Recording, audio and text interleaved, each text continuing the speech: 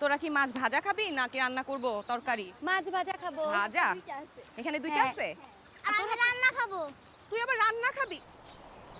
মনির, তুই কিন্তু অঙ্কিতারে সাহায্য করবি মাছ কাটতে।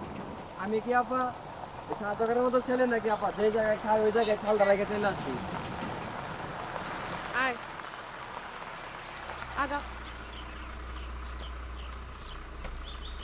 আব্বু, আব্বু এই দেখো কত বড় মাছ। বাহ, কি মাছ এটা? রুই।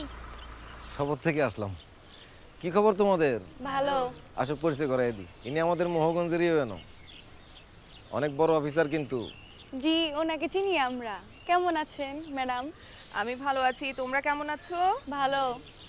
শোনো, আমাকে কিন্তু ম্যাডাম বলা যাবে না, স্যার বলতে হবে, বুঝছো? জি। আসসালামু আলাইকুম। আপনি? জি, আমি ঝর্ণা, এ বাড়ির ম্যাডাম। আর এটা আমার ছেলে রায়হান, এরাও আমার ছেলে মেয়ে।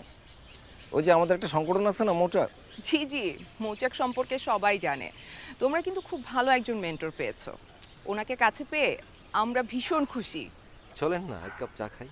ওসব পরে হবে, একদিন সময় নিয়ে আসবো।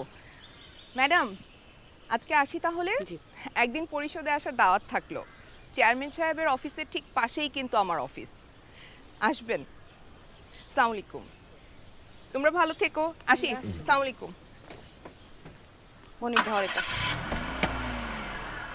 আয় রায়হান।